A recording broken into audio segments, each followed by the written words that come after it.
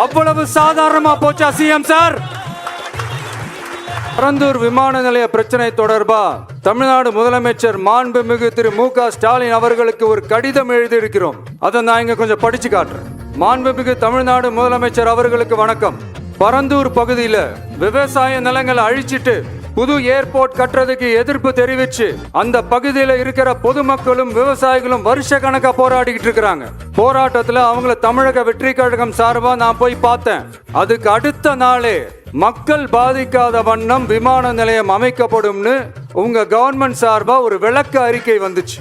அந்த ஸ்டேட்மெண்ட்ல 1005 குடும்பங்கள் மட்டுமே பரந்தூரில் வசிப்பதால் விமான நிலையம் வந்தா பெரிய பாதிப்பு இருக்காதுன்ற மாதிரி சொல்லி இருந்தாங்க.